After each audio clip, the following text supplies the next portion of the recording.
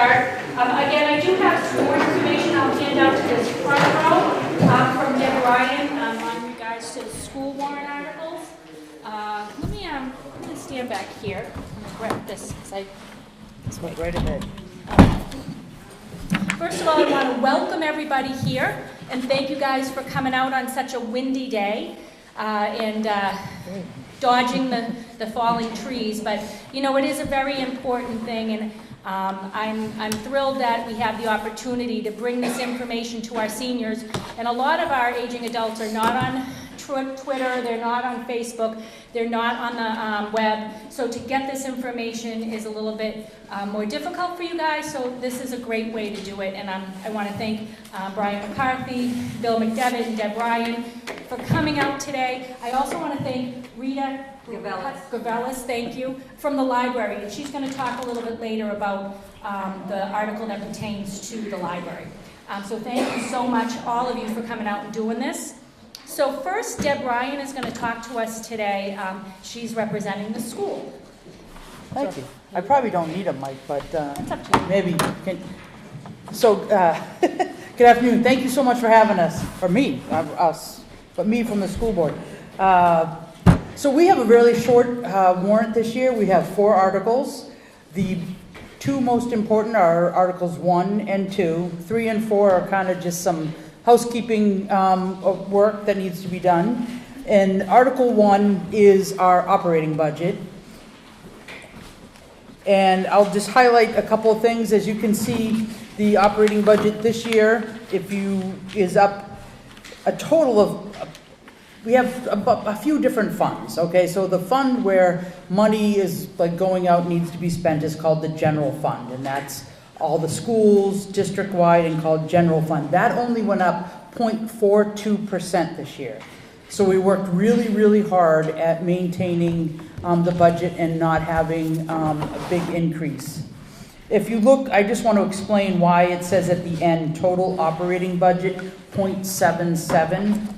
That's because you have to include the food service fund, the grants fund, and this other special fund. Our food service, which is, you know, the kids' lunch and breakfast, is self-funding. So anything that comes in goes out.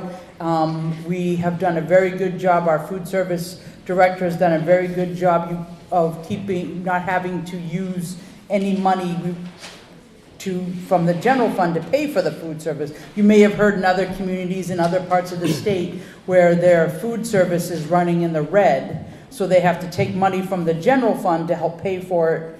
That has not happened. I've been on the school board for 10 years and it hasn't happened yet. So we have an excellent food service director. So that's why it says 0.77, but the general fund, which is the basic operating budget, is only up 0.42%. With that budget being up 0.42%, we are asking for a couple of things. We are looking for a new math teacher at our high school, and that is incorporated within this budget. We are running short. We have 31 math classes. Of those 31, 11 of them have 24 or more students, and we try to keep the ratios lower than that. So this will help us offer smaller class sizes, plus maybe offer some different topics of study for our students. We are also looking for what's called a math coach. And a math coach really isn't technically for the students, though it will benefit the students. It's for the teachers. We did a study all last year for, I don't know, maybe 10 months on the math scores and the math issues within our school district, and found that we have some discrepancies and some deficiencies going on and that we'd like to fix. And one way to do that is by having a math coach that would work directly with the teachers in order to get them up to speed on different things, new practices, things like that, and then that would directly go to the students and help them. And we do have our technology program, so we want to be able to maintain that. We do have a Chromebook initiative, which is the small computers for all of our students. We are pretty much a 1-to-1 district right now. 6 through 12 is 1-to-1, and then the 3rd, 4th, and 5th are 1-to-1, but they stay in the building. And then our K through 2 uses Chromebooks as well, and they're a 2-to-1, so 2 students per 1 Chromebook, but those stay in the building, they don't go home with them. So we want to be able to maintain that. That's been going on for 3 years now, and we'd like to continue that. So one thing I'd like to point out is a couple of things regarding the budget. The tax rate last year only increased 1 cent and from 2017. So I think as a school and a town, we're working together really hard, and we're trying to keep things fiscally responsible and keep those tax rates from jumping. And the school one actually decreased by 55 cents. So another indication that we're all working hard to maintain fiscal responsibility. And another fact that a lot of people don't realize, and this is something that's up for people to decide.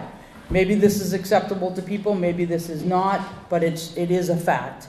For the last several years, Pelham is 5th from the bottom in all towns in New Hampshire in per pupil spending. So every single town listed on what they spend per student, and we're 5th from the bottom. There's only 4 other towns that spend less than us. I think we're doing a pretty good job with that, so those are those decisions that have to be made. But I guess when asking for something, which is Article 2, you have to keep these things in mind. So Article 2 is the big one. We have a teacher's contract. This is a newly negotiated contract. It is a 5-year contract. It is much bigger jump than we've had in a long time. And part of that reason is, you can see this sheet right here is all Article 2, and it has some quick facts that make it easy for people to read and understand on it. Our biggest problem right now is teacher recruitment and teacher retention. Last year, we lost 15% of our teachers. That is a huge turnover. And when you have that many people go out, now you're trying to recruit new teachers. And typically what happens, part of the reason it is because of our pay. And I'll get into the facts about that. We are way below surrounding communities in what we pay. So teachers decide to move on, and they can go to next door districts and make $10,000, $15,000, $20,000 more a year than they can make in Pelham. The problem with that is you tend to recruit younger, newer teachers. And we are very competitive on the early parts of our pay scale. If you're a teacher in year 1 through year 5, we're competitive. So we would attract younger people. But the thing with younger people is they're wonderful, but they also still need mentoring, and there's the learning curve. So it's nice to have a good mix within your school district. You want to have some seasoned teachers, some middle tier teachers, and some young. You don't want a district full of all young teachers.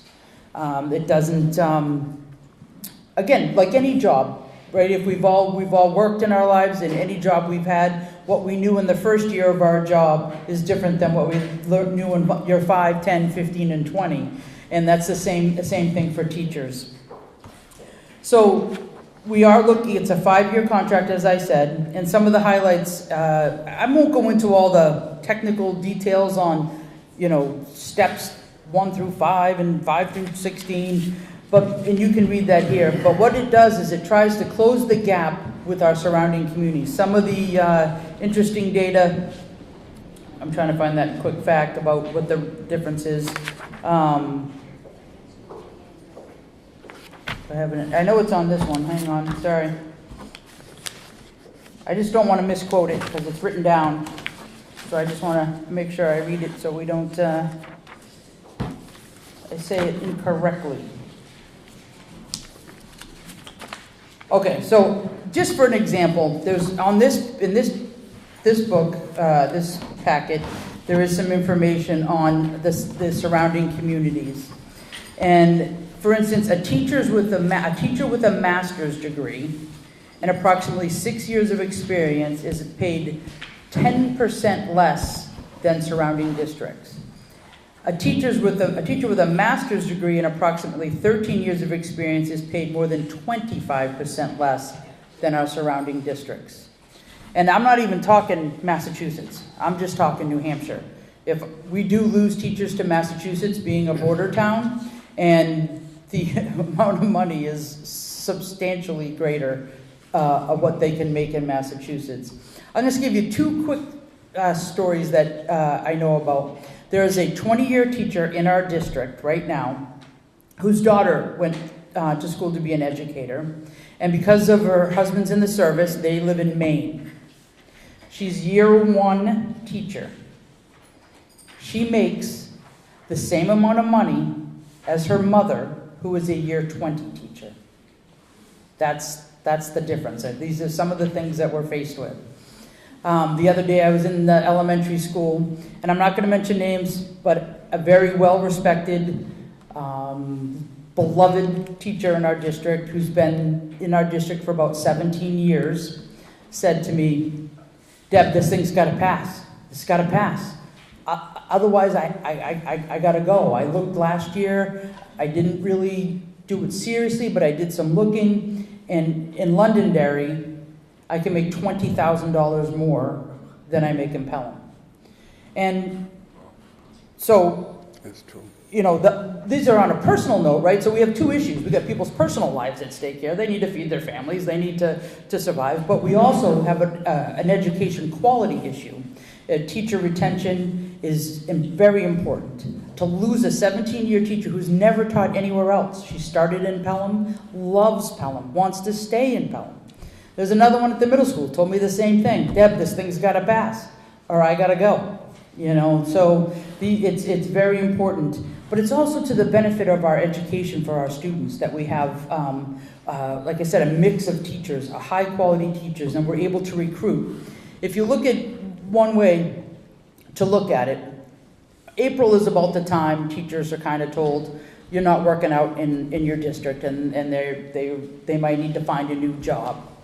So let's say a teacher over in Londonderry is told, "Well, you're not working out in our district." And then she goes around, she interviews, she does all these different towns. She doesn't get a job, but she comes to Pelham, and now we're down to 2 or 3 choices. And she's willing to come to Pelham because she's not gotten a job anywhere else. I should say he or she, but most of our teachers are female. Yeah. I know, I'm terrible, right? He or she could, what was I saying? I lost my track. It happens, right? You're talking about going someplace else. So they come to Pelham. Coming Thank back you. here. So then they come to Pelham, and we only have 2 or 3 choices, and they're the people that didn't get the jobs in all the other districts. So that's kind of what happens. I think we've done a great job. We mentor our teachers. We have people that are assigned to them to help raise them up, bring them up, and I think our teachers are doing a great job. I don't want to disparage them. It's not what I'm trying to get, but it's a bigger picture thing. We got to look at this whole picture. So that's why we have this teacher contract.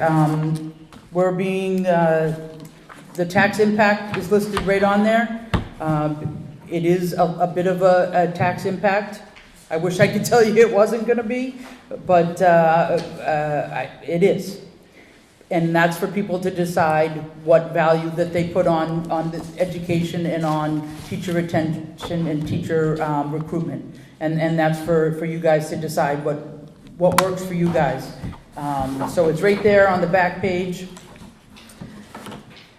If anybody has any questions on 1 and 2, maybe I can do that, because 3 and 4 really aren't. Is that okay to do a couple questions?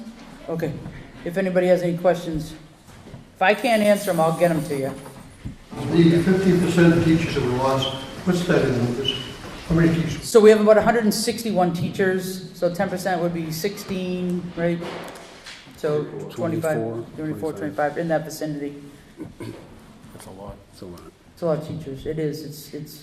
It's difficult. You know, if you're at the middle school, they do a team model. So in the 6th grade, there's 2 teams of teachers, and some of these teams have lost 50% of they're working on like brand new teams almost. It's difficult for me even as a school board member. My children are done now, so I'm not in and around the schools as much as I used to be. And then I try to be a little bit, right? Do things and as a school board member and go, and I'm looking at these faces and I don't even know. I'm like, are they a teacher here now? Are they, you know? And so it's difficult. I know that some years ago that the police department went through the same exact thing. the police department was a training ground for other agencies because the pay wasn't there. They would come to Pelham, they would get their certification, they would do a year or two, and they would leave. And we found that very problematic because we want our offices, the chief wanted our offices to be invested in the community. And it's very hard to do that when you have people that are constantly turning over. They don't make that investment. And when you don't have employees invested in the community, there's I'll even say there's the potential for a lesser quality of service because they're not in for the long run. They're like, I'm only gonna be here a couple of years, I'm doing my time and I'm out of here. So I think it's important, obviously, because we learned a very hard lesson, but now we fixed that contractually. They're not millionaires, but we made their pay more compatible, and we haven't had an officer leave. I probably shouldn't jinx the situation here, and I'll knock on some wood here, but I don't think anybody's left in A long time. yeah, probably 5, 6, 7, 8 years. And the quality of officers, the newer officers that we have coming, I mean, you all know the police department and how well it's run by Chief Rourke. We've got some great officers that have taken the time to get involved and immerse themselves in the community. So there's certainly, you look at the financial thing, you go, woo, but I think if you look at the big picture, it's gonna benefit the community. No, thank you for bringing that up, and we bring that up as a board, we've discussed that, and as a community organization working to promote this, that we keep saying that, we want to learn from what happened to the police department, and we're faced with the same situation. So thanks for bringing that up, it's true. The question, do businesses pay the same as, say, a homeowner does, as far as taxes? Absolutely. Yeah. There's one tax rate in the town. One tax, that's a state law. One tax rate. Yes. That is a big misconception out there, a lot of people think that, the businesses pay more, but they don't. Oh, I didn't know. Yeah, no, a lot of people don't. I didn't know till a couple years ago. Yep, one tax rate.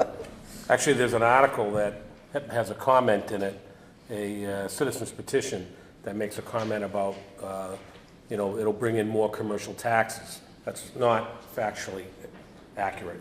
Yeah. As Mr. McDevitt said. Well, why don't we talk about it when we get All right, to it? when we get to that warrant article, we'll talk about it. Yeah. Did you have a question, sir? Oh, I thought I saw your hand raised, I'm sorry. Anybody else? So if anybody ever has a question, please don't hesitate to email like the school board. It's really simple, PSB, Pelham School Board, and then Pelham SD, which stands for schooldistrict.org. So psb@pelhamsd.org. Anytime through the year, something's popped in your mind and you're wondering, or you hear some stuff from somebody and you're like, that can't possibly be true, or let me find out, please just email us. We'll be more than happy to get back to you with an answer. Real quick on Articles 3 and 4, there are some housekeeping. Technically, Article 3 is the Buildings and Ground Renovation and Improvement Capital Reserve Fund. Basically, there was $75,000 left in the Building and Grounds Renovation Improvement Capital Reserve Fund. It was actually interest from the high school project, and we just want to look to turn it over and put it into a new capital reserve fund for our buildings and grounds. And so there's no taxation on that. It was money that's already there. And the last one is Article 4. And this is the Willow Street Bridge easement, and it's basically, shall the Pelham School District vote to authorize the school board to convey an easement to our friends here, the town of Pelham, on such terms and conditions as the school board determines are in the best interest of the district for purposes of maintaining the Willow Street Bridge. Currently, it's not an easement, we have something. You have a license. A license. Right. So currently, we have a license with the town, which I believe we voted on last year, because we have the Willow Street Bridge project happening. A lot of people don't know that where the Willow Street Bridge is, the land that comes up around it is actually school district property. And this way, now it's just a permanent easement. The town can be able to do whatever they need to do to work on that bridge, and they don't have to seek permission, and we don't have to go to the voters year after year. But if this easement is granted. Didn't they just, a few years ago, do a major overhaul on that bridge? Not on the Willow Street Bridge, no. The one next to Walmart? No, That goes Walgreens? Oh, Walgreens, excuse me? No, none of the bridges have been updated. They've done some minor work here or there, but this is the first bridge of 3 projects that are coming that we can talk about a little bit more. Yeah. They did do the historic. The historical About record, 15 yes. years Yeah, ago. they did the stone, they redid, yeah, That was quite a long time ago. about It was 15. 15, 20 years ago. Yeah. Yeah. It was out of service, yes. Yeah. In fact, I might give a little history. So at the bridge bottom, too, at the estimated right- tax, that 29 cents per thousand is just for the contract. correct. So what's the overall? Well, The other articles too. Well, the other article, Article 1, we didn't do an estimated tax impact on those. But we did, it only did go up 0.42% from last year. And last year, we were down on the tax rate by 55 cents. So, Well, I don't know, that's why I'm asking. yeah, we didn't do an estimate. We try not to do, because it's very complicated formula based on valuation and all those things. So this is definitely estimated, so usually it's within the ballpark, but depending on town valuation and things like that, it changes those numbers. So we try not to do an estimated on each one of the articles, but we wanted to do one here because we wanted to be forthright and let people have an idea of what they were voting for. So, it's a 5-year contract, and it's a bigger jump than we have in the past. Usually it's a 2% increase, and so the value of the contract hasn't changed, doesn't affect people as greatly, but this one is gonna be a little bit bigger impact. So. Does New Hampshire have anything like Massachusetts Proposition 2.5, where you're limited on the amount of increase per year?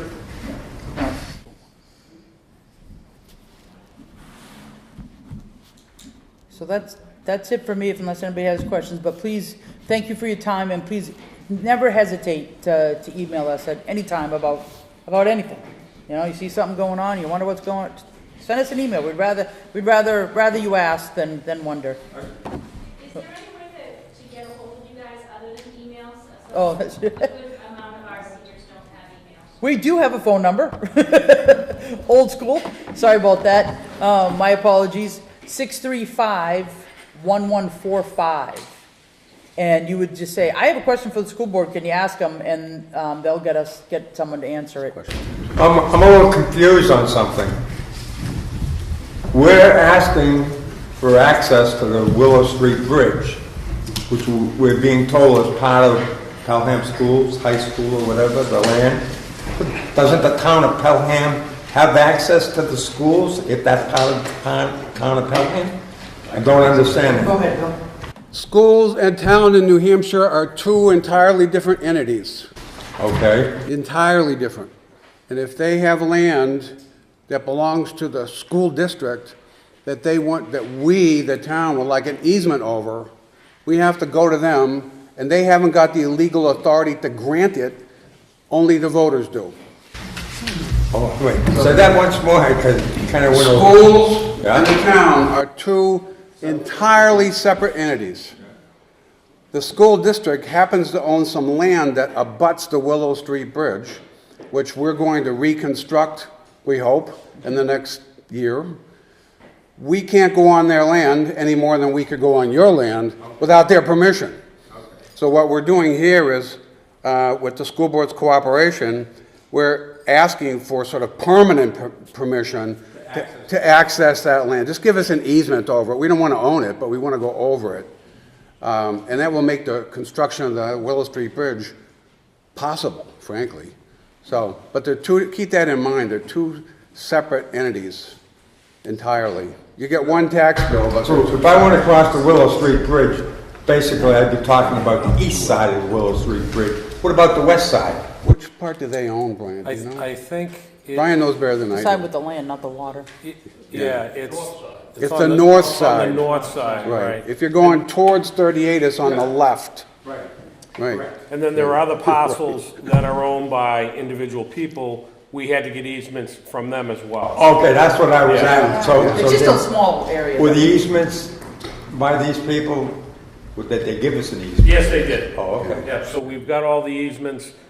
We had to do this pretty quickly last year So the school was kind enough to grant us a license temporarily, because as Mr. McDevitt indicated, that only the legislative body, which is you, the town, can authorize us to have this permanent easement.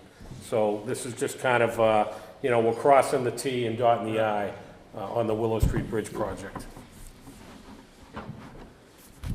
I think I'm done. Oh. You guys are up. Good job. Now I gotta go back to work, people. Thank you so much for having us. I really appreciate it. I'll leave these. You want to leave some more of these? Yeah.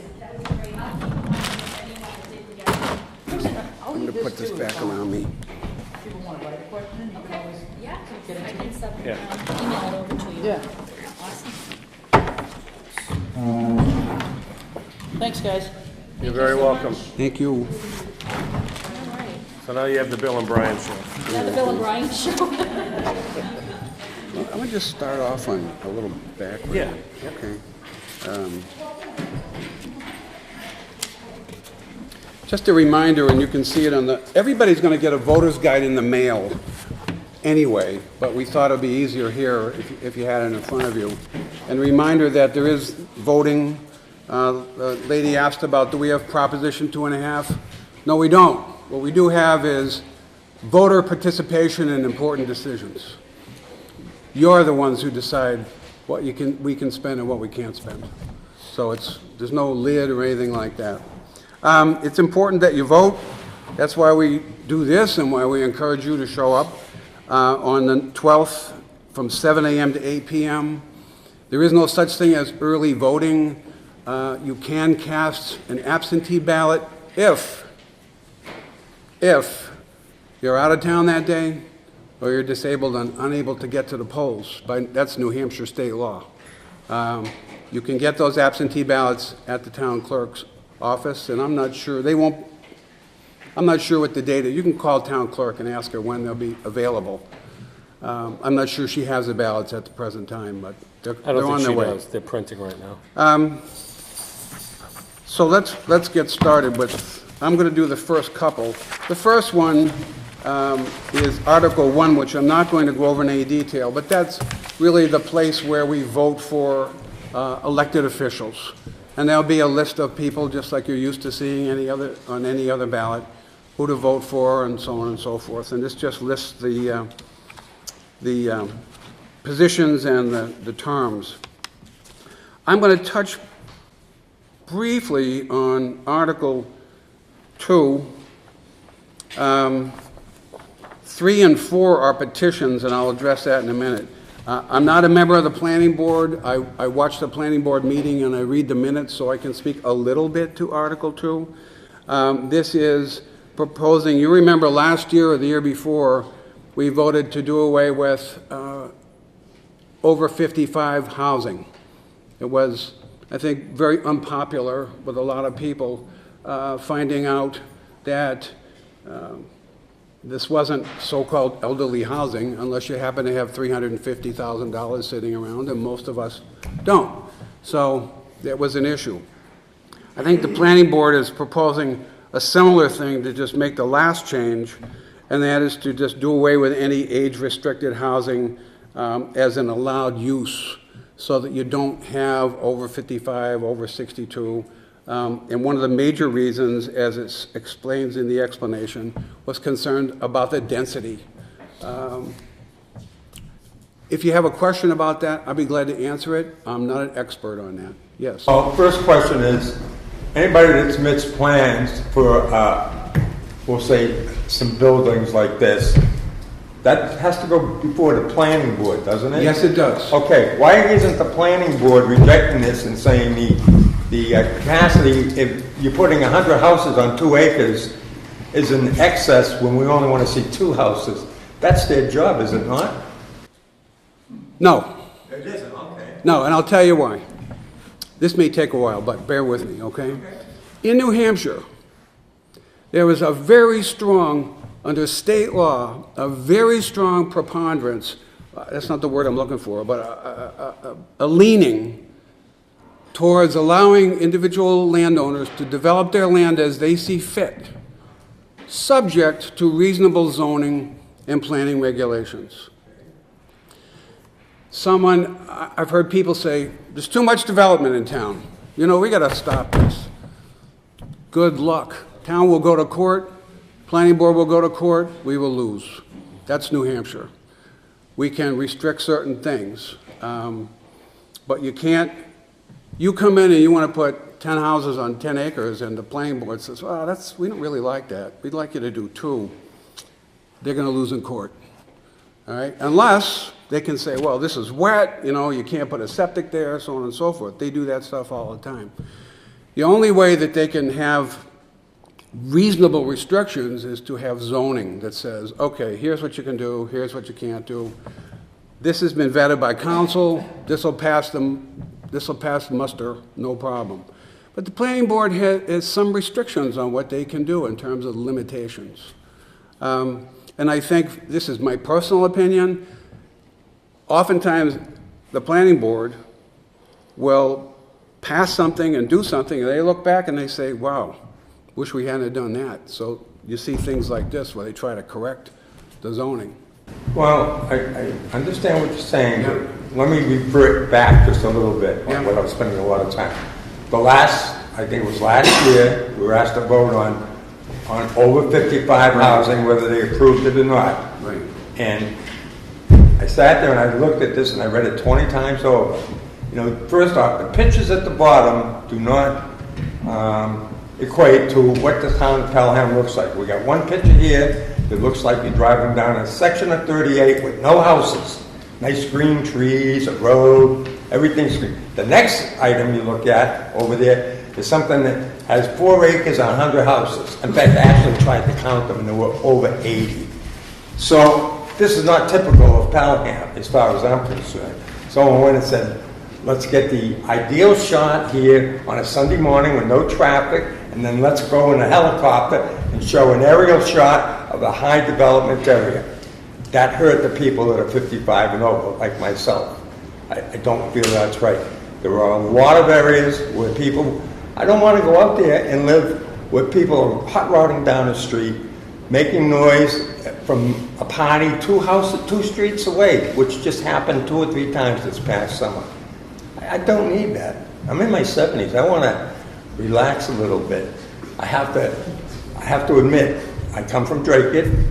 Things weren't ideal, but I had 2 times I had the police come to my house and say, we had a robbery over here, so you should be a little careful. I never had that happen in Drake.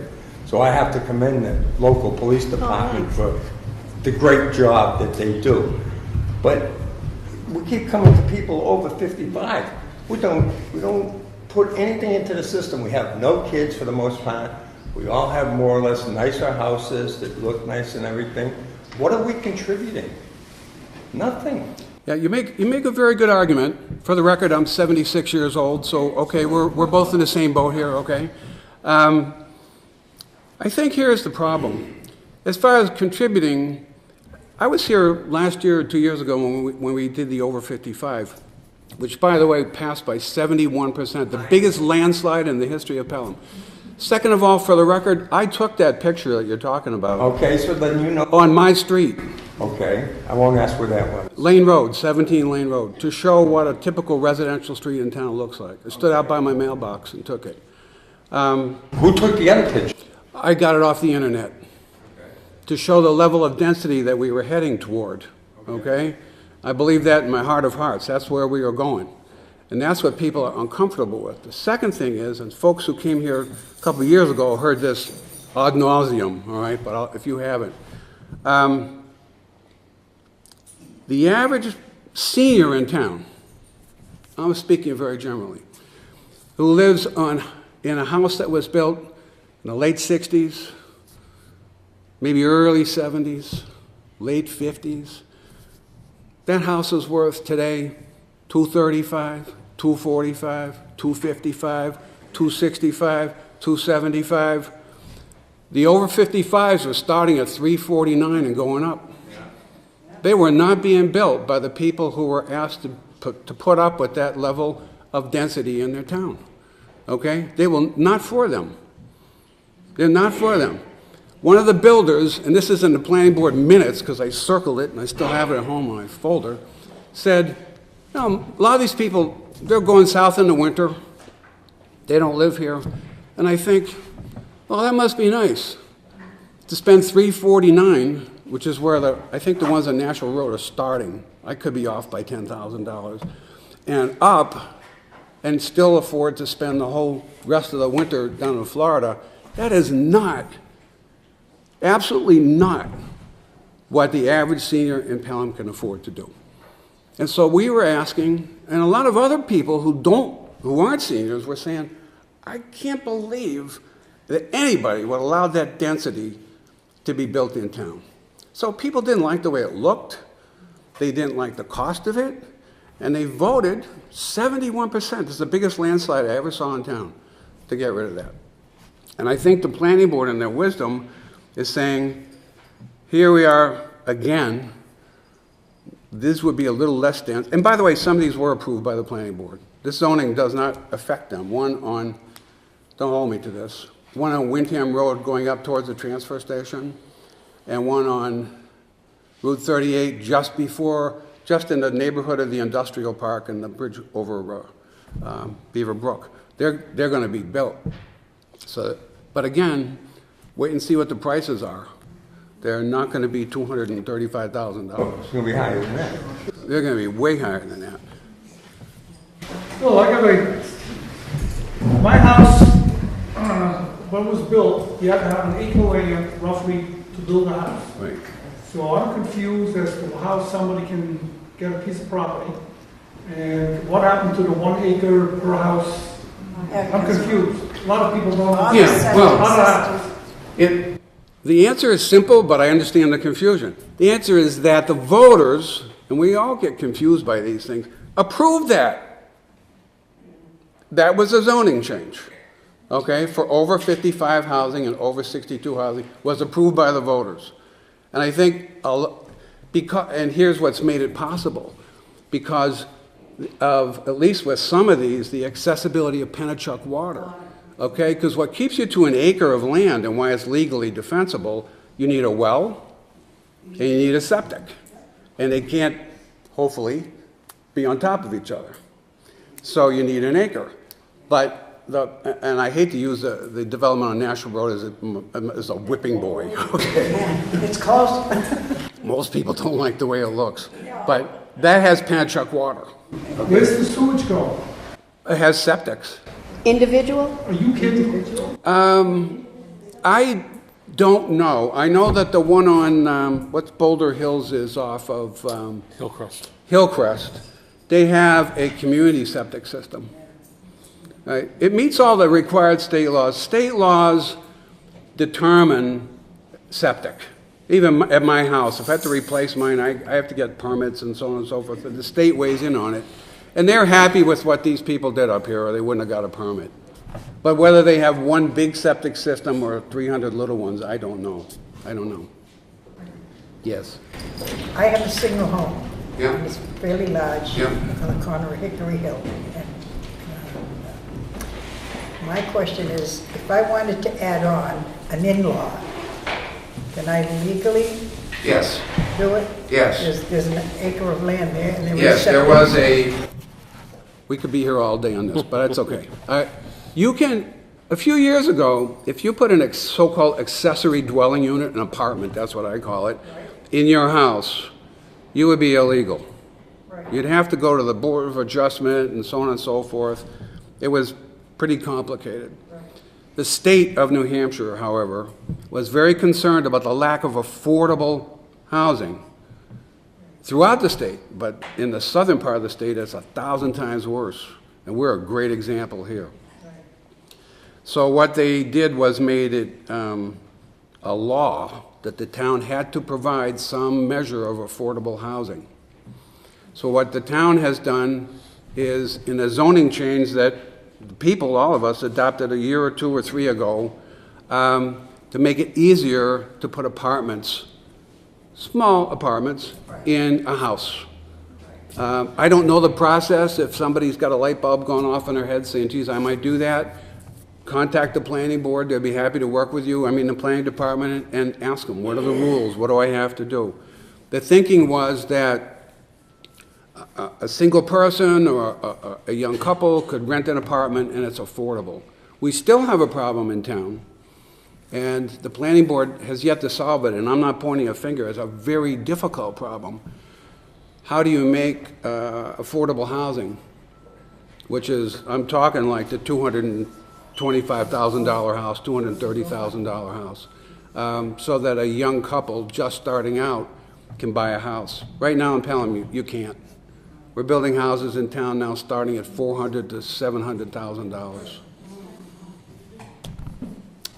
That's a problem the planning board needs to resolve. All right, any other questions on 2? 3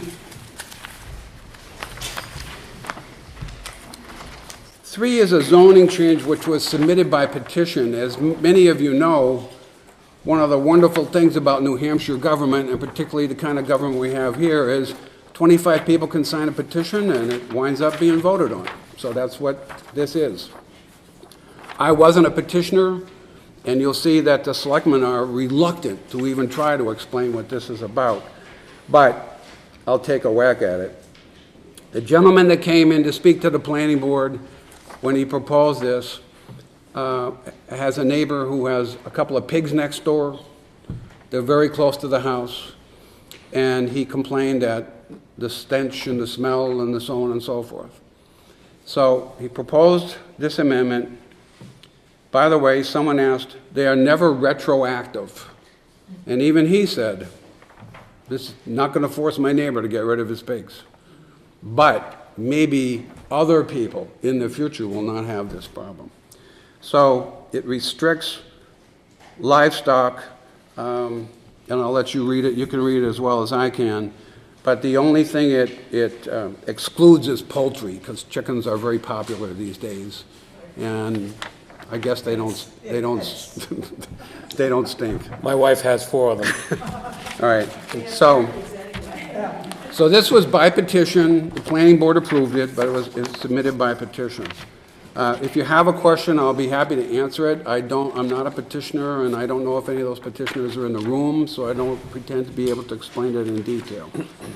Article 4 is also a citizen's petition. And I should have brought a map with me, but if you go up Route 38, not too far past Golf links. the golf links, on the left-hand side, there's a big for sale sign that's been sticking up on a piece of land for a long time, and there's been some excavation and so on and so forth. Well, the gentleman that owns this and some other people have put together this petition encouraging allowing light industrial and manufacturing in that zone. Right now it is zoned commercial. You could put stores in there, doctor's offices, so on and so forth, but apparently he would like it expanded to allow for light industrial and manufacturing. It says they would pay commercial taxes. They pay taxes. There's no commercial taxes in the state of New Hampshire. But that's what it is. And I don't feel real comfortable commenting further on it because I'm not the petitioner. Do you know why the planning board did not recommend it? I watched the meeting, so I can say from watching the meeting on TV why they didn't recommend it is those who didn't recommend it felt that it wasn't part of a comprehensive plan. It was, hey, I want my piece of land zoned for a certain thing because this might help me, as opposed to going through a process where the planning board and other people had input, had time to think about it and see if it fit in with the other zoning and so on and so forth. That's my interpretation of it. They felt it was for the benefit. There's nothing illegal about benefiting the individual. I mean, I've seen petition warrant articles that benefited people and they benefited the town, and fine. But I think that was the story. All right, so Brian's going to talk about the operating budget. And this is no reflection on you, but I'm going to go get some water while you're talking.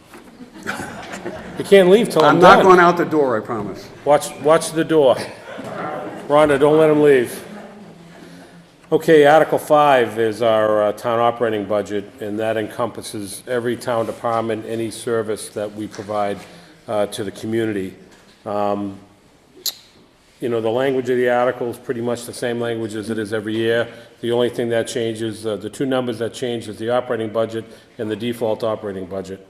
Our operating budget for next year is $16,421,227, and that's to, you know, to maintain a level of service that we've all come accustomed to. I can tell you that every year, myself and the Board of Selectmen, when the budget season kicks up in July, we go through the department heads' budgets with a fine-tooth comb to make sure that what they're asking for is reasonable.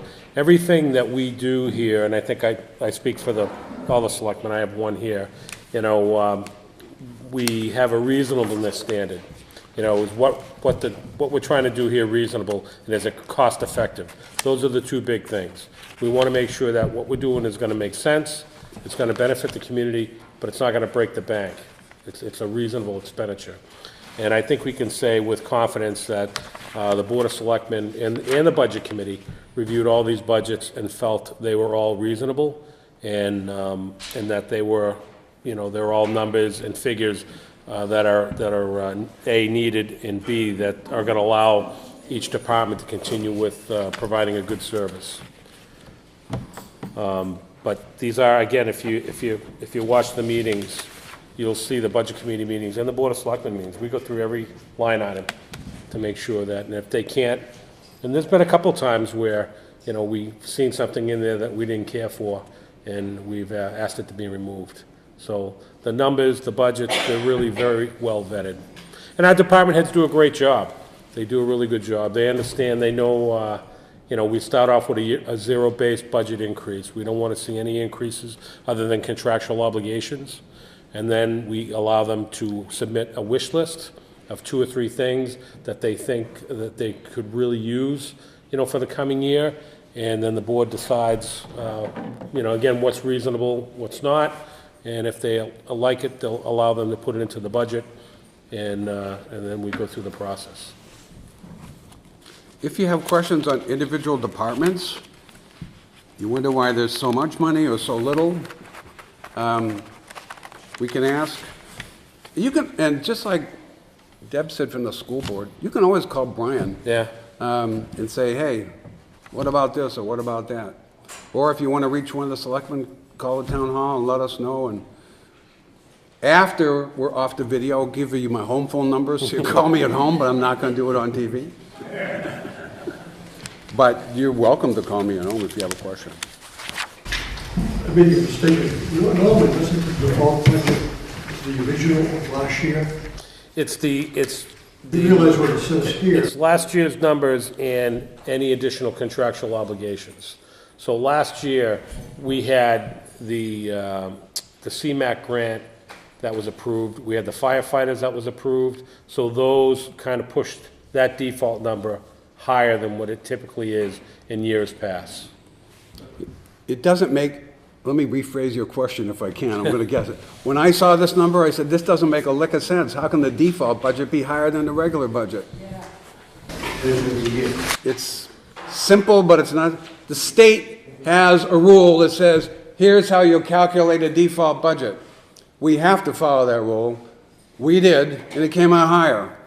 As Brian said, we had a congestion mitigation air quality grant from the federal government to repair the traffic mess at Sherburne and Mammoth. We had a big grant from the federal government to help us hire additional firefighters. That was in last year's budget. We had the police contract in last year's budget. But the state says you add them, and that's the default budget for this year. It came out higher, but it looks ridiculous. Fine, but it is. We do it the way we're told, even though it doesn't look right. Every year, it's like that. Yeah, it's dumb. No, I don't like it, but it's the way it is. We'd love to have a state rep to answer questions. Yeah, if there was a state rep here, let them We know that's answer. not going to happen, so Mr. McDevitt and I are on the front line today. Does anybody have any other questions on the treasurer was only up $4,000, I believe.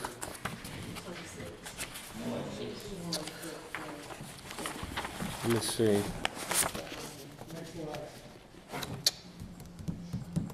Oh, You know better. yeah, there's a couple things. One is that her salary had gone up, it had not gone up in many, many years. I think it went up about $4,000. The rest of the money deals with we have a new software computer system. Okay, it's called AccuFund. The accounting software that we were using before, which was called MuniSmart, kind of went out of business, and it was a very difficult accounting software. And so we saw the writing on the wall, so we get in with AccuFund. It's a great program for us for managing money, and it manages every aspect of our operation.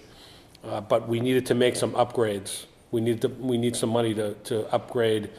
We want to add a couple more programs. Charlene Takesian is our treasurer, and she wanted to pick up a couple extra programs to help with her treasurer duties. So we said fine. It seemed reasonable. And I'll put in a plug. It's a part-time job, Yeah. and I swear she works 30 hours a week. It's a part-time, she gets a stipend, I guess, right? She gets a stipend. A pay. What does the treasurer do? I'll be really quick, because I know we could be here for days. Every time you get a tax bill and the taxes get paid, all that money goes into one place, ultimately into the treasurer. School money, county money, town money, it all goes to the treasurer.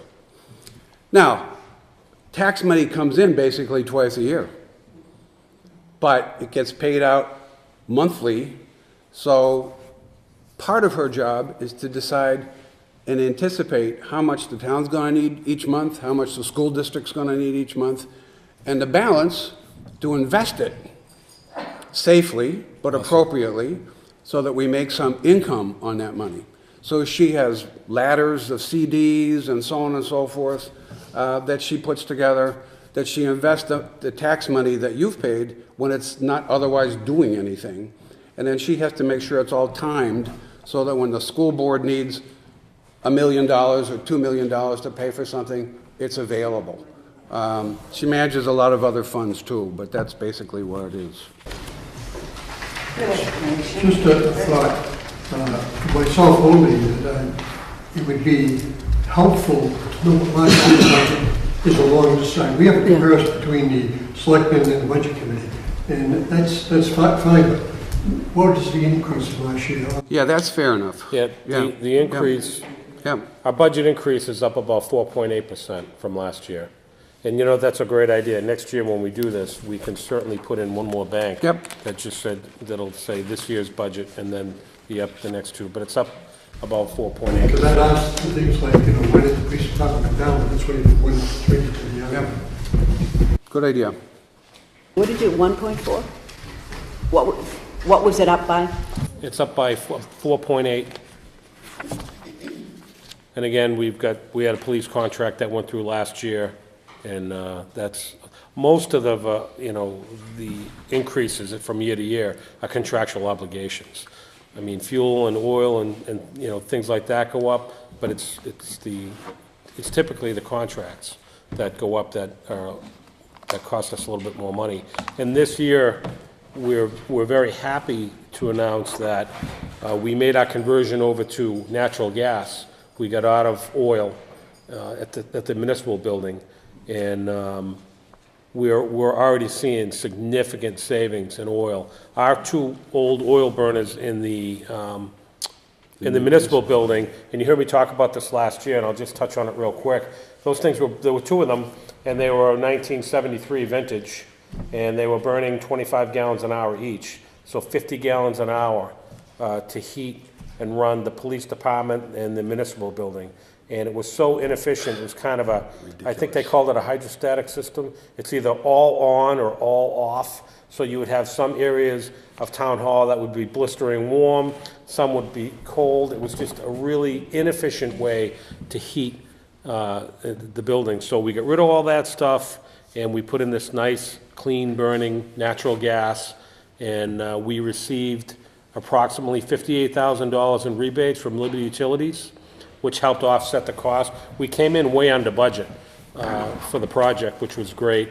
And we went fully online, I think in August-ish, and our oil consumption, obviously, everything just dropped. So we're excited to see what the numbers look like this year, but, you know, we're pretty confident in saying that we're gonna see a significant difference in our energy costs, you know, for 2019, which is good. It worked out good. We had the windows in Sherman Hall. If you ever looked up top in Sherman Hall, they had these single pane windows. We were losing all our heat out the window. If you came in to a meeting in January, you probably had to wear a coat.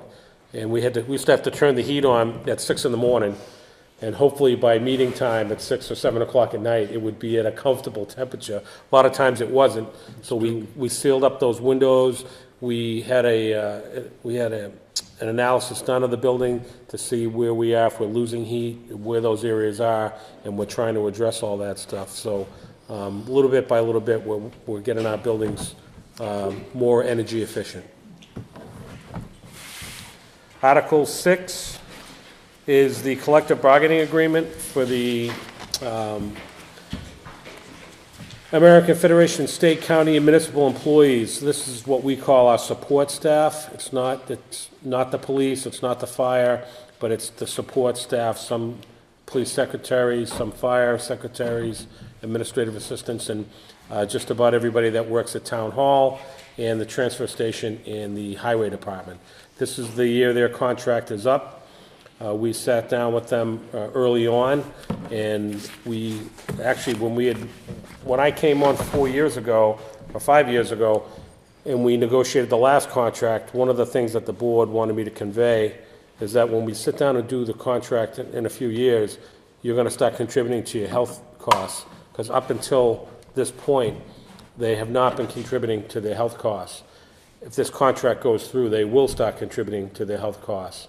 So that is obviously going to help lessen our expenditure on insurance, because as we all know, insurance never goes down, it only goes up. And so that was a big, that was a big win for us as far as that goes, because now they're starting to contribute, and they'll continue to contribute through the rest of this contract and the next contracts. So that's one loose end we're tying down. It's really, when we looked at these numbers for salaries, they came in with kind of a similar argument that Deb made. You know, we looked at pay and what we were paying our municipal employees and what was being paid around us. There really was a gap. And so we just tried to just close that gap a little bit. We're not the highest, we're not the lowest, but we're kind of in the middle and a little bit better than where we were, because again, employee retention is very important. You know, you get people that have been working here for a long time, they know the town. You'll hear the term, and I use it a lot, institutional knowledge. He's the king of institutional knowledge right here, because I can say, I hate to say it, but that's a compliment. You know, one time somebody asked me, hey, in 1982, the Board of Selectmen met and they talked about this, and this. Do you have meeting minutes? I go, hang on a minute. And I call him and I go, hey, do you remember this? He goes, I do. It was September of 1982. I really didn't have to do any work. You know, I just took down the notes. But I can't remember what I'm supposed to pick up at Hannaford's from my wife. I have that problem too. So you know, if we really want to try and retain people, we talked about it earlier. Retention's important. We have good quality people. We want to try and keep them.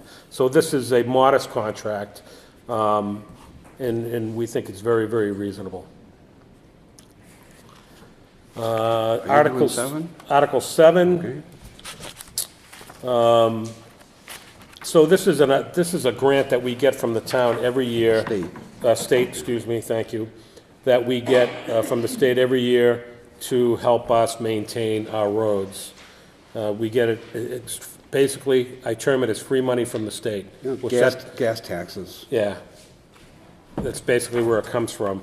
But they give us an amount every year, and we put it on the ballot for you folks to say yes, and then that goes into an account, and then we use that money to pave roads, maintain roads, to do whatever it is that we need to do. Article 8 deals with a capital reserve fund for a highway maintenance building, and we had one on, actually, there's probably been a highway maintenance article for the last 3 or 4 years. What we're trying to accomplish is we need a building for our highway department and for the transfer station, because right now they're in trailers. A few years ago, the locations that they were working had a mold issue, and one place, well, actually both, we could not fully remediate, so we couldn't let them use it, and that's why we got trailers. So they're in trailers right now temporarily until we can get the money that we need to build a building. And the idea also is to build one building for the highway and for the transfer to operate out of. You'll still go in and drop your trash like you normally do, but the administrative offices will be in the highway transfer building, and we're probably going to change the name to Department of Public Works. So it'll be a DPW building, and there'll be a division of highway and a division of transfer, so we keep that a little bit separate. And we're going to have a facility that we can park all of our equipment in. If you drive by the highway department, you'll see 6 trucks outside. And the trucks being outside in the elements only does one thing. It wears them out quicker than what we need them to last for. And also... There is sort of a temporary garage It's a tent. thing. I don't know where it is, tent, Yeah, okay, that they have. We got from the Raytheon Corporation up off of Bush Hill Road? Bush Hill Road. Yeah. They were kind enough to donate, and so we can put a few trucks in there and get them out of the elements. But if they have to work on the trucks and maintain the trucks, they have to do it outside. And if it's a day like today, that's tough. And the other problem is the trucks, after they come back in from sanding, they need to be washed down underneath so that they don't rot. The salt accelerates the deterioration of the metal, the frames on the dump bodies. It's really very problematic. So now we're going to hopefully have a facility where they can take care of the trucks better. And that's going to make them last longer and less maintenance. You know, more maintenance equals more money. So we're trying to just get a hold of that. So Are there any prelims on that to determine if we have sufficient amount of land there to? we do. We do. We do. We have plenty of land, so the land is all squared away with respect to where we have an idea where it's going to go. What we're doing right now is we have some preliminary designs that we'll probably start introducing to the public this coming year, and we've got some people working on design. We're still waiting for some numbers to come back in because we're trying to get them. Everybody comes in with numbers that are kind of crazy, so we're just trying to figure out what is the best bang for our buck so that we can get the building that we need, but not break the bank at the same time. I may regret adding this, but the time I've been around, when we get this building done, this garage done, if the voters approve it all, it'll be the last major capital project of this kind that the town has to do. We're done. We have a fire department, we have a police department, we have a town hall, they have expansion space, we'll have senior center that was expanded. We have a library. Library, sorry, Rita. We're not expanding, so that is a good thing. I felt that burning back here. And I think this will be the last capital project that the municipal side has to do. I don't know what's going on the school side. I got enough trouble in my life without worrying what Debbie worries about. But we'll be done. So will make us all feel good. Any questions on that? Any questions on Article 8? All right, 9. Article 9. Go back to your trailer. That's where she's going. Yeah. She works in the trailer. Rhonda works for the highway transfer station now, so she's in the trailer. She's in the can. I'm not going to read the entirety of Article 9, but let me just speak to a general picture, and then specifically to that. This has to do with building a flood relief structure adjacent to the Abbott Bridge, the old Bridge Street Bridge, the historic bridge. In a nutshell, going back 5, 6, 7 years, something like that, we began to have flooding along Beaver Brook, and it became more and more significant. And there were a couple of houses in the vicinity of the Abbott Bridge and elsewhere in town that were seeing increasing flooding taking place. So the selectmen hired a and I can never get the right term. I don't know if it's hydrogeological engineer or hydrology, but in any event, an engineering company, and we asked them to take a look at the brook as it flows through town. What's causing this? All right, so in a nutshell, there's a couple things that are causing it. For years and years and years, up until, I don't know, don't hold me to this, 8, 10 years ago, every single new development in town, you had a bunch of drains, like in front of my driveway there's a drain, and the objective of that drain was to get the water off the street and get it into Beaver Brook as fast as possible. More or less, it would go to a wetland, and that would go to here, and then it would go to Beaver Brook. Well, it worked.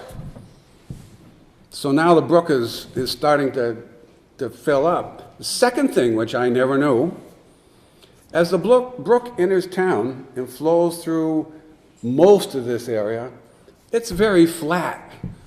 It doesn't, you like a river or whatever, basically, to go down, right? Beaver Brook doesn't go down that much. It's fairly flat trajectory as it comes through town. So when you get historically large rainstorms, which we have been getting in the past 5 or 10 years, when you get every bit of water that everybody had in any development for heaven knows how long going into Beaver Brook, and the flat trajectory, you get flooding. And when we talked to the people from the engineering company, they said, I can't remember the one guy's name. He did a lot of work on Beaver Brook. He said, you're in a good position because the people who live along the Spigot River in Salem, and some of you may be familiar with it, Spigot River is probably 8 feet wide, except when it floods, it's like 300 feet wide. He said they should have done some of the things that you're doing. So water no longer is directed into Beaver Brook. But on any new development that takes place, no more water can go off the development than already goes off the development. That's a planning board rule, and they stick to it. So, but we discovered a few things. The bridges were restricting the flow of water. So we have a program to redo or add to every single bridge, starting with the Jeanette Bridge on Main Street, named after a gentleman who gave his life for his country. Then we have the Abbott Bridge and the Willow Street Bridge. They are all three too narrow to allow the water to go through. This speaks specifically to Abbott because we got approval in the past from the voters and from the state to work on Willow Street. The state pays 80% of the cost of redoing bridges. But we have to have some skin in the game. So that's what this is asking for, $342,600 to redo the Abbott Bridge. Now, the historic structure will not be touched. What they'll do, and I can't really paint a good verbal picture of this because I'm not sure I get it, they actually will add another section on this side of the bridge with a passage through to allow more water to go through. That's what they're doing. Because right now the Abbott Bridge acts as a dam. It acts as a dam. So it floods the people who live on this side of it. And it's going to get worse, not better, as time goes on. The Willow Street Bridge, which we'll be doing this summer, has some of the same damming issues. That's interesting. Am I allowed to say that on TV, Jim? Okay. Has some of the same damming issues that Abbott does, well, not quite so bad. Plus, the Willow Street Bridge has not been any state standard for some years. The guardrail is insufficient. It's too narrow. If you go over there and a big truck's coming the other way, you've got to think about whether one of you can make it and one of you can't. So that will be completely reconstructed this summer, which, by the way, will result in the closing of Willow Street for a couple of months. So that's why this is the second piece here will be the Abbott Bridge. And if you give approval to that, probably in 2-3 years, the state will work with us to begin to reconstruct the Abbott Bridge. So that's the long and the short of it, but I think it helps if you know the whole story to understand why we're going in this direction. This will help a great deal, we think, with the flooding that takes place. And it was done as a result of a significant study we had done. All right, any questions on bridges? Am I doing 10? No, 10 is the library. 10 is a library. Actually, I'd probably just stand up if that's Yeah, okay. Rita, I like to look at everybody when I talk to you. Jim, are you gonna pick her up okay on the, I'm nice and loud. You would think somebody who works in the library would be quite quiet. I'm actually the one getting shushed all the time. So I'm used to speaking very loudly. Here I have some handouts. And basically thank you. What Warrant Article 10 is asking for are funds so the library can renovate the building. We're not expanding the building. We're not increasing the footprint of the building. What we would like to do is make renovations on the inside, reconfigure indoor space so we can maximize what we have.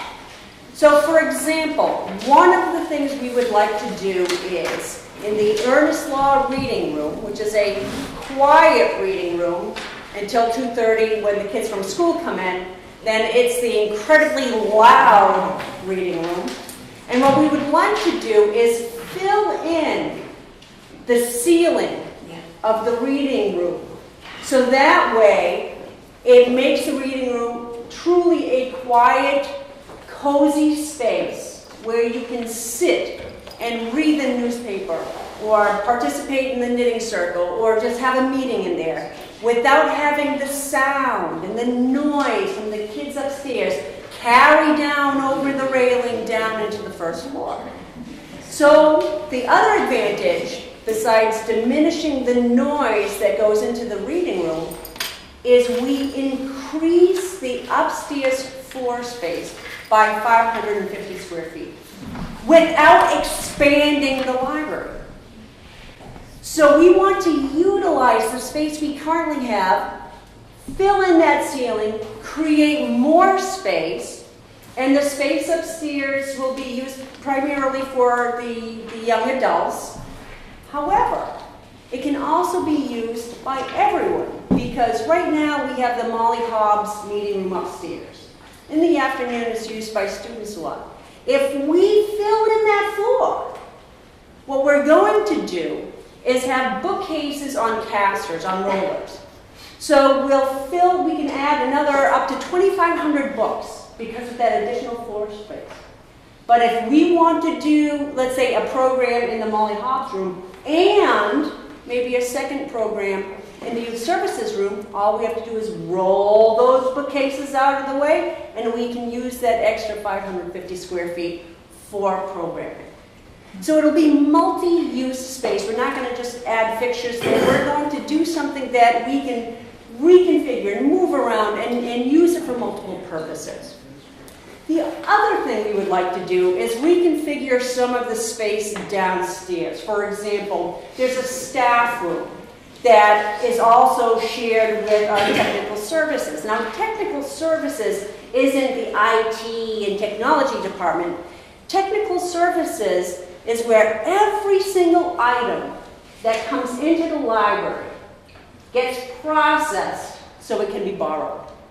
So we have all these books and new DVDs and new magazines sitting within 3 feet of food and somebody eating lunch and having their coffee and doing all that. And that's just not a good idea. So what we'd like to do is take that big room, split it up, separate the food, make it into a smaller space, separate a bigger space, shift around the staff, move them into that space, and then free up one of the offices that's on the first floor.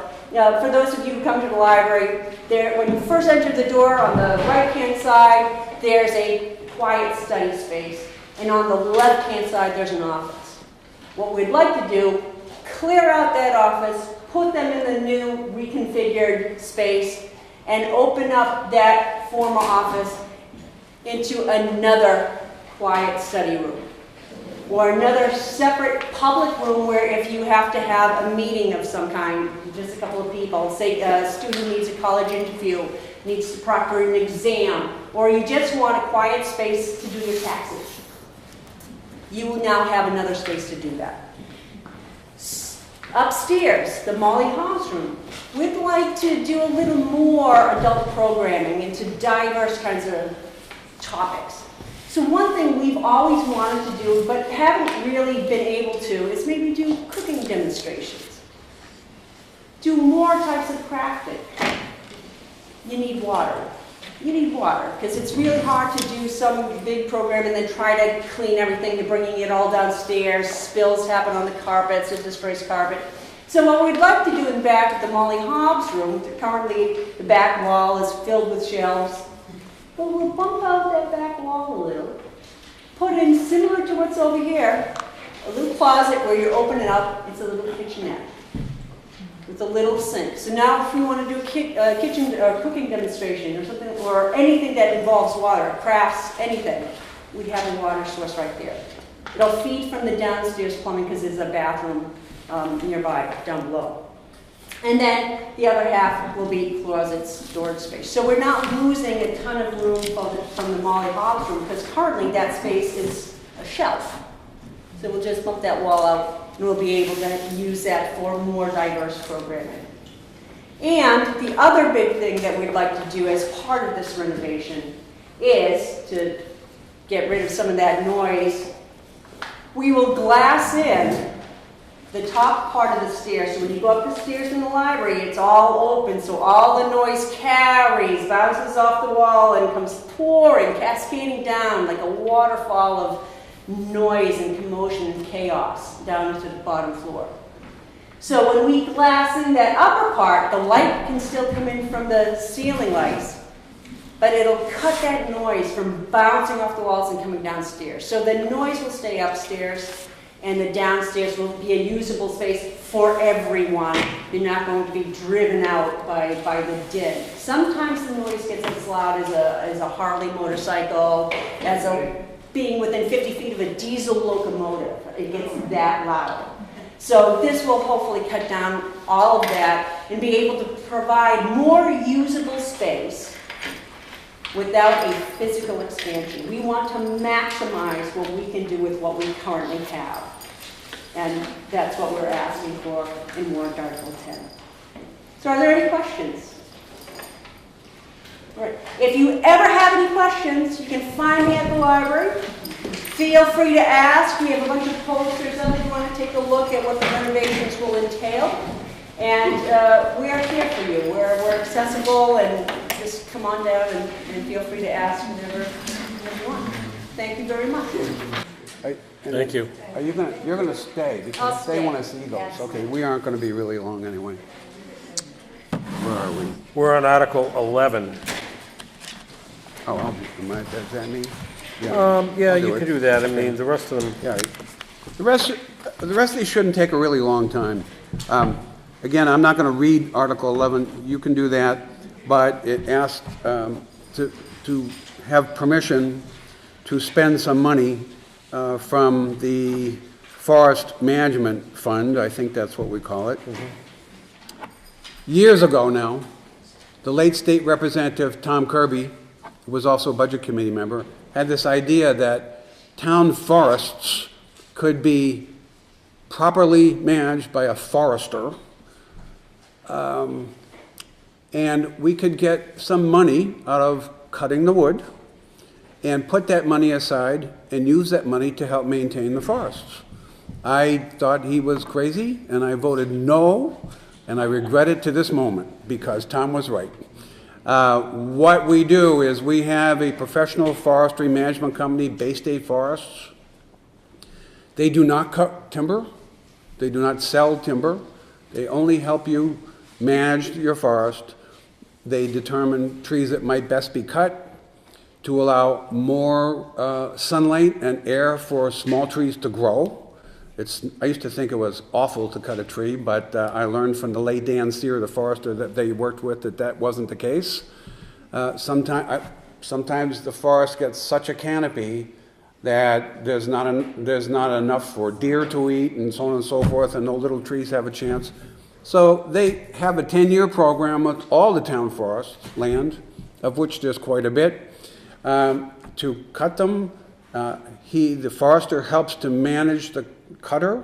They bid it out. He helps to manage the sale of it to maximize the money that the town gets, and the money goes into a fund. So every year the forestry committee comes along and they ask to take some money out, and they use it for the things that they mentioned: trail building, maps, kiosks, gates, so on and so forth. Has no effect on taxes. I'm not going to spend a lot of time on that. If you have a question, I'll be glad to answer it. And the rest of these articles, except the last one, are somewhat related to that. So I'm going to lump them together. 12, 13, 14, and 15 all ask the voters' permission, because state law requires this, that those particular parcels of town-owned land to be put under the management of the forestry committee so that they can engage in the services of the forester and cut the wood and so on and so forth. They're not complicated, but you can't do this. The selectmen don't have the power to do that. Only the voters can say, yes, give it to the forestry committee. And they manage it. That means a lot of things: signs, trail markers, the whole thing. By the way, many of you have heard this a jillion times, but we now have 1,000 acres of forest land and open space being managed by the town and by the forestry committee. It's a really unbelievable, and the two of us take zero credit for it. Believe me. We have a volunteer or two on the forestry committee and conservation who have just knocked themselves out to make sure that we have this forest land. And I think we're going to be the envy of a lot of towns. That's what all those articles anyway attempt to do. And then last but not least, I'm going to let Brian start off on Article 16, which is, again, state law requires that the town do this. This is to establish a water district, and I'm going to let Brian speak to it. It made me thirsty just thinking about it. I'll be right back. Yep. You can start, though. Don't go too far. So some of you who have lived in town for a long time may remember back in the late 1980s, early 1990s, there was a major gas leak down at the, which is the old Getty station on Bridge Street on 38 by the Dracut line. They discovered that the tank in the ground had been breached and gasoline was leaking into the groundwater. They estimated at the time, anywhere from 12 to 2,400 gallons of gasoline had escaped into the groundwater, therefore contaminating the groundwater. What ended up happening was the New Hampshire Department of Environmental Services sent out letters to everybody basically saying, don't drink your water, don't cook, don't bathe, don't do anything with your water, don't even breathe in around it, because it's not safe to consume. So what the state did was basically very little. They came down, they got bottled water, they helped some people get some water filtration systems, and that was pretty much the end of it. What happened next is we had somebody from town, an attorney, that was going to take Getty to court and sue them for the damage that they did to our community. The state intervened and said, we're going to do a class action, we're going to go after them, and we'll represent Pelham. So conventional wisdom at the time thought that that was a good thing to do. So the state did sue, which is now ExxonMobil now. Getty's no longer in business, and they were awarded actually two. They were awarded two sums of money. One was $330 million, and then a second one was about $38 million. So they got almost $400 million for what happened here, not just in our community, but in a few others that had. They have this MTBE, which is in putting gasoline. I can't tell you what MTBE means. It's a chemical that's in to help preserve the gas, and it's not good for the environment. So it's no longer in there now. So we took them to court, and we won. The state won, and we got all this money. Well, what's happened now is in 2013, they started putting together a committee to decide how this money was going to be spent. And of course, when I heard about this, I thought, Pelham better be getting a chunk of money, because we never really, outside of the bottled water and some of the other little things that they didn't really do anything for our community. And although all the water to this day has been determined by the New Hampshire Department of Environmental Services in those areas to be safe to drink, there is still some MTBE in the water. Now, my view, and I think the board shares the same view of, full remediation is no MTBE in the water, period, because there wasn't any in there before the breach. So basically, we went and applied for some of this money, and we were turned down. And when we were turned down, myself, Mr. Line, who's the chairman of the board, and our town attorney went to the New Hampshire Department of Environmental Services and asked them why we were turned down. And in a nutshell, they said, well, we've been testing the water in Pelham. It's at an acceptable level to drink. We feel Pelham no longer has a problem, so we're going to focus on other areas. And of course, my response was, well, what about what happened to the property values back in 1989 and 1990? What about the people who were inconvenienced, the families that were inconvenienced? I couldn't even imagine getting a letter in the mail today saying you can't drink your water because of this contamination. So, working with our town attorney and some consultation with New Hampshire Department of Environmental Services, they suggested that if we had a water district, that this would help us be in a better position to reapply for the funds this year. So that's really, in a nutshell, where this warrant article comes from. We're trying to designate 2 areas of town, Route 38, down on the southern end where the gas station was, where Prolin Apartments are, and that area down there, and also Marsh Road at Mammoth Road. There was some contamination down there. There was an old gas station, Green Acres gas station. They had a breach, not a large one, but they had a little bit of a breach. So what we're trying to do is get a water line. The water line right now comes down from Lane Road, comes down Mammoth, down Nashua, comes right by here, and then it goes down Marsh Road to the school. What we're trying to accomplish is to take the water line from the first roundabout here, go down Main Street to Bridge Street, and then south all the way down to that area, down to Jericho Road, where that contamination was. And then the second area is from the high school, because that's where the water line terminates, at the high school, to take it all the way down to the end of Marsh Road by Mammoth, to get, to offer, water to people if they want to sign on with Penachuk. So this is kind of like the first step in us trying to get some money to try and get some relief. Will they have to increase the wells on Mount Vernon? No, what we did was we participated in a study with Penachuk Water, and they looked at the water output, and they told us that this Williamsburg facility, I believe is what they still call it. Yeah, they do. Can easily handle this expansion of water, very easily. No water towers, no water pumps. They said it's fine to do this, because that was really the first thing we had to do. We had to make sure we could get water down there and not overwork the Williamsburg facility. So we've got that green light, so we're good with Penachuk. And Penachuk was very good at helping us lay out the water lines and things like that. And it's also going to include hydrants, which is good because hydrants are great for homeowners insurance. The insurance companies like when there's a hydrant nearby. Very beneficial. Yeah, so there's a perk there. So there's some good things that can come out of this, but we need to establish this district first before we can apply for the funds again. So, Mr. McDevitt? A couple of things by quick background. You heard Brian talk about Penachuk. There is no town water. The town's not in the water business. There's nothing in our budget that seeks to have pumps or anything like that. And even if this passes and it moves forward, we still won't be in the water business.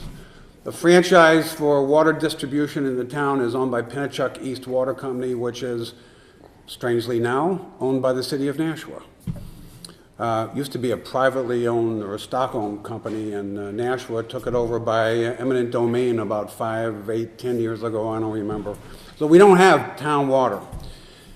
And the other thing that Brian alluded to, but there's been some push from business owners on Route 38 to have water extended to them. Pennachuck and the let me step back. The Public Utilities Commission has rules which will not allow Pennachuck to just expand on their own. What do they call it? Sort of taking the risk or hope that someone's going to sign up. They won't let them do that. So the only way it will work is if the town forms a water district and raises taxes on the people living in the district. All right, I don't live in that district. You don't live in that district, so you won't pay taxes for this water. And then puts the lines in, and the people hook up or they don't hook up. This is fairly complicated. We've never done this before. The selectmen have taken a position, and it says so in the explanation. We will appoint the water district commissioners, but if we don't get the volunteers, we're not going to go ahead with it. I think the selectmen's belief is that people who own property in those impacted areas, particularly the commercial district along Route 38, if they wish to have water extended, because this is a big job. In my opinion, it's beyond the Board of Selectmen to do this, because you're talking about what are the capital costs, what are this, what is that, how much is water going to cost? It's really complicated. We can't do this on our own. You can't do it. The 5 of us on the board can't do it. So we're going to look to those 5 commissioners to figure out how to do it, and my guess is they will, if it's beneficial to them, and that's okay. I have no problem with that. This burden will not fall on the taxpayers, however. So if it passes, we'll wait and see if we get the volunteers to form the commission, and then they'll go from there. But none of these costs will fall on any of us taxpayers at all. That's why it's a district, and it's very clearly defined. Questions? What's a district? The district is defined in the Warrant article. All right, it's defined in the Warrant article. Adjacent to or within 500 feet of the following, and the extension of existing Marsh Road, and it says where it is. It pretty much goes down Route 38 on either side of Route 38, and down Marsh Road on either side of Marsh Road down to the state line. It's fairly restricted area. Yes. Bill, could I ask a question? I have sinkholes all over my yard. I've filled them, I don't know how many times, with rocks, sand, and everything. Nobody was responsible years ago for all these homes that were built and trees were buried. How do you get around this? Could you repeat that? I guess the question is that you have some sinkholes on your property, and how can I stop? I mean, every 2 years I have to fill up, I don't know how many holes, and I go all over town picking up rocks and stones. Is there a way of... Talk to Brian afterward, and we'll take a look. I have an answer for you. All right, his answer. Talk to him afterwards. I don't know.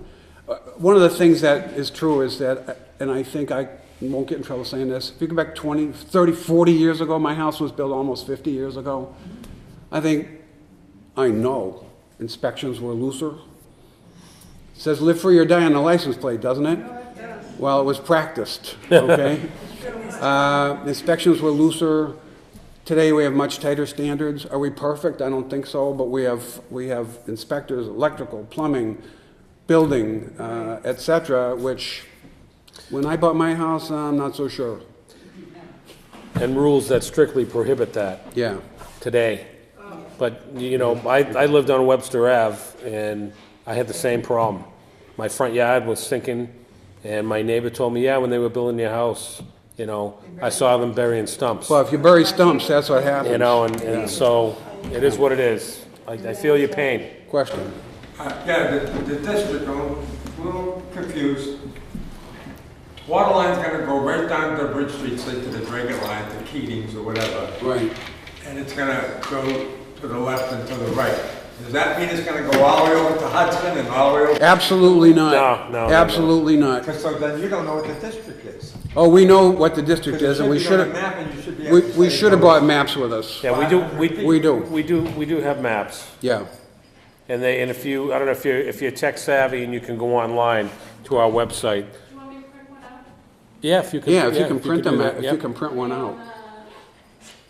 It's on Pelham Web. It's on pelhamweb.com. The district is very clearly defined. As a selectman, I have no interest in water going beyond that district. And neither do the people who live beyond the district, because if they have good functioning wells that aren't contaminated, why should they pay for Pennachuck water? They're not going to support that. So the people who are most impacted is this narrow band. Narrow band. Look, we have a water problem up off of Sherburne Road, off of Spalding Hill Road. Some folks recall that we've talked about this before. There's some people up there that have significant issues. Guess what? The only way to resolve that we've been able to figure out so far is to form a water district, which we haven't even put it to a vote, because the relatively few people that are impacted, everybody in that district would have to pay, whether you hook up or not. So it has no chance of passage. This it's up to the business owners, especially if they want the water, well, they need to vote for it. Yes? Where does the water come from? In the top there or the drink? No, this water would come from a well that's located not too far from my house and Dr. Case's house here. It's right here, yeah. And It's right over an aquifer. Pelham has a couple big aquifers. Really big ones. Right here in the And center, we this sit on it one right is here. tapped into, Williamsburg is tapped into one of the aquifers. So it's really, has a very robust supply of water down there. I just have a question. I've been here for a while. Is this one of the longest, or and I'm not going to use the right word, most warrant articles presented at, this just seems like it's lengthy. No, last year we had 20, last year, the year before, we had 22 warrant articles, 24 warrant articles. We were excited when we only had this much. We thought we did a good job. Yeah. A couple of facts we'll leave you with, and will be available afterwards if you have questions. I'd like to leave you with a couple of facts. Number one, the all-time record for the number of warrant articles was some years ago when we had the old-fashioned town meeting. We had 72 one time. Second thing is I always like to talk about this, for better or worse. The state every year, Department of Revenue Administration, publishes all the tax rates from all the towns in the state of New Hampshire. They equalize them because, without boring you to death, there's some reasons why you really can't compare the published tax rate from Windham, for example, with our published tax rate with Salem, because there's slight differences in property valuations and so on and so forth. The state runs it through some kind of a washing machine, and they come up with the equalized numbers. There's about 234 towns in the state of New Hampshire, and they reverse this. So if you're number one on the list, you have the lowest taxes in the state. And if you're 234th, you have the highest taxes in the state. All right? We are number 96 on that list. All right? Some people think, oh, we must have the highest tax. We don't have anything near the highest tax. Do I love paying property taxes? No. Okay? But that's a 2017 figure because the state, God bless them, they run a little bit behind. I don't think the 2018 number is available yet. So we're 96 on the list, and someone last year said, who's the lowest? Well, guess what? All these places that have $500,000 ski chalets and summer cottages and everything, they have the lowest tax rates because they have nobody in the school system. No services. No, they don't have a lot of services. Some of them, they have tons of money. We are not in that boat. Hydroelectric dams. And the other thing I like to mention, just because sometimes people they're curious, but they don't want to ask. Selectmen get paid $1,200 a year, just so you know. I like to get that out. What's that? Too much? It's 18 cents an hour. I've told you that before. So those are some facts I'd just like to know, and we do rely very heavily on volunteers. So folks stepping forward to volunteer, we really appreciate. We are very much a volunteer government. Any other questions, I'll be glad to answer them. I can stick around for a few minutes. Brian can stick around for the rest of the day. He gets paid by the hour. I get paid 20 cents an hour. I do want to thank everybody for coming. I want to thank you all for presenting and being here. We are doing a candidates night, or candidates day. It's Tuesday, March 5th at 1 o'clock. It's going to be here. It's an opportunity for candidates, any candidate, if you know a candidate, somebody that's running for a board or a position in town, please let them know. I'm looking to connect with them. I've connected with a bunch of folks that are going to be here, so I'm excited to say we have multiple candidates from different boards, planning boards, board of selectmen, school board, that will be coming and introducing themselves to you. Planning board, yeah, we get the planning board. Budget committee. They're going to introduce themselves to you. We'll let you know a little bit about themselves, why they're running, what their hopes are for them, why they're running. So it's really a good thing. Please pass the word. If you are coming, if you could just let us know by signing up on the clipboard, that's helpful so that we can plan some food. We're going to have like refreshments. So anyways, thanks again.